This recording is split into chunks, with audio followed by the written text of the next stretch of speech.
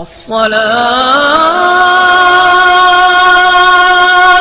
خير من النوم۔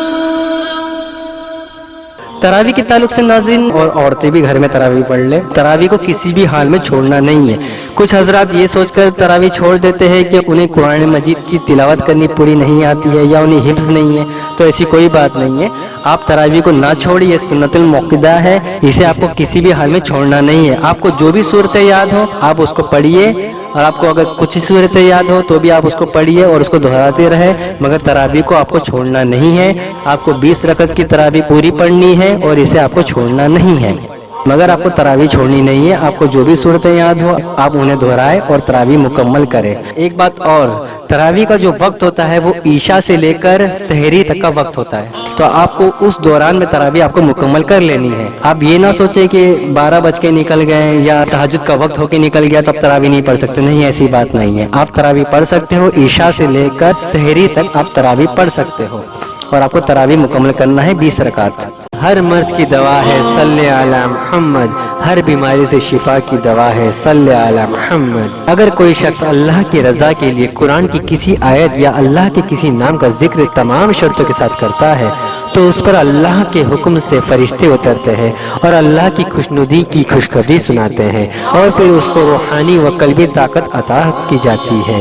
یہی وہ مسلمانوں کی اصل طاقت اور روحانیت اور وراثت ہے جس کے ذریعے مسلمانوں نے دنیا میں حکومت کی۔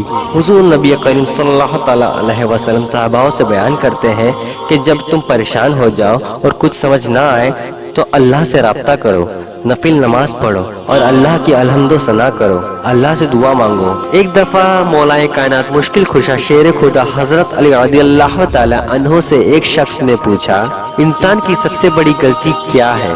تو حضرت علی رضی اللہ تعالی عنہ نے فرمایا، انسان کی سب سے بڑی غلطی یہ ہے کہ انسان دولت پانے کے لیے اپنی صحت کھو دیتا ہے اور پھر دوبارہ واپس صحت پانے کے لیے اپنی دولت کھو دیتا ہے، مستقبل کو سوچ سوچ کر اپنی حال ضائع کر دیتا ہے اور پھر مستقبل میں اپنی ماضی کو یاد کر کے روتا رہتا ہے۔ جیتا ایسے ہے جیسے کبھی مرے گا ہی نہیں، اور مر ایسے جاتا ہے جیسے کبھی جیا ہی نہیں تھا۔ اے شخص یاد رکھنا، انسان ساری زندگی باہر کی دنیا کو دیکھتا رہتا ہے اور ہر اس چیز کے پیچھے بھاگتا ہے جو اس کے پاس نہیں ہے۔ افسوس ہے کہ انسان یہی غلطی کرتا ہے۔ اگر انسان باہر کی دنیا کو دیکھنا کم کر کے اپنے اندر کی دنیا کو دیکھنا شروع کر دے تو وہ مطمئن بھی ہو جائے گا اور اسے منزل بھی مل جائے گی۔ سبحان اللہ۔ دوستو، اللہ سبحانہ تعالیٰ نے ہمیں جو کچھ دیا ہے ہمیں اس کا شکر ادا کرنا چاہیے، اور جو ہمیں اللہ نے نہیں دیا ہے ہمیں اس کی شکایت نہیں کرنی چاہیے۔ اس کے بدلے ہمیں اللہ سبحانہ تعالیٰ سے دعا کرنی چاہیے اور اس کی عبادت میں مشغول رہنا چاہیے۔ اللہ سبحانہ تعالیٰ بہت رحم و کرم کرنے والا ہے، وہ ہمیں دے کر بھی آزماتا ہے، ہم سے لے کر بھی آزماتا ہے، تو اللہ کی رحمت کا انتظار کرے اور اللہ سبحانہ تعالیٰ سے دعا کرتے رہے۔ انشاءاللہ وہ شخص ضرور کامیاب ہوگا جو اللہ سبحانہ وتعالیٰ پہ بھروسہ رکھتا ہے اور اسے یقین ہوتا ہے کہ اللہ سبحانہ وتعالیٰ ضرور اسے کامیاب کرے گا۔ آمین ثم آمین۔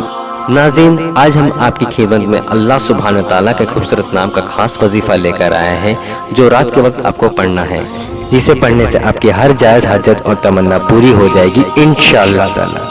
اسی بات کو دھیان میں رکھتے ہوئے ہم اللہ سبحانہ وتعالیٰ کے صفاتی نام کا وظیفہ آپ کی خدمت میں پیش کر رہے ہیں، جس کی برکت سے آپ کی تمام جائز حاجت دعا قبول ہوگی انشاءاللہ۔ کاروبار میں، رزق میں، نیا گھر، شادی، نیک اولاد، قرض سے نجات، جاب امتحان میں کامیابی اور تمام جائز حاجت دعا قبول ہوگی انشاءاللہ۔ میرے عزیز دوستو، وظیفہ دعا کی فضیلت اپنی جگہ ہے، مگر ہمارے اخلاق اور ہمارا رہنا سہنا، چلنا اٹھنا بیٹھنا بولنا، یہ ساری چیزیں ہمیں ایمان کے درجے کی بلندی پر لے جاتی ہیں، اور جب یہ ساری چیزیں درست ہوتی ہیں تو اس انسان کی دعا، عمل، وظیفہ بے شک عرش اعظم تک جاتی ہے۔ اس لیے میری آپ سبھی سے گزارش ہے، اپنے اخلاق کو درست کرے۔ اللہ سبحانہ تعالیٰ بہت رحم و کرم کرنے والا ہے۔ اللہ سبحانہ تعالیٰ کہتا ہے کہ میرا بندہ مجھ سے میری رحمت مانگ کر تو دیکھے، میرا بندہ مجھ سے توبہ کر کے تو دیکھے، میں اس کی نماز کے ایک سچے سجدے پر میں اسے معاف کر دوں گا۔ سبحان اللہ۔ ہم یہ سب بات اس لیے بتاتے ہیں تاکہ وظیفہ عمل کرنے میں آپ کو مزہ آئے، خلوص پیدا ہو، کیونکہ کسی چیز کے بارے میں جب آپ کو پتہ نہ ہو تو اس میں خلوص پیدا نہیں ہوتا۔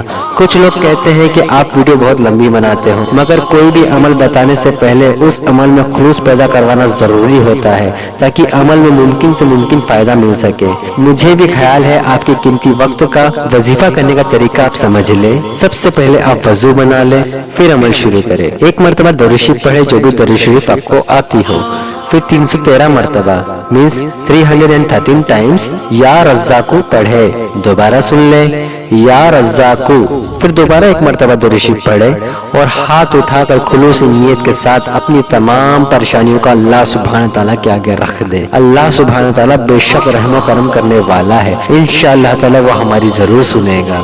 آمین ثم آمین۔ اس عمل کی کوئی تعداد نہیں ہے، اس عمل کو آپ کتنے بھی دن کر سکتے ہیں، اس عمل کا کوئی نقصان نہیں ہے۔ میری آپ سے گزارش ہے اس عمل کو اپنی زندگی کا حصہ بنا لیں۔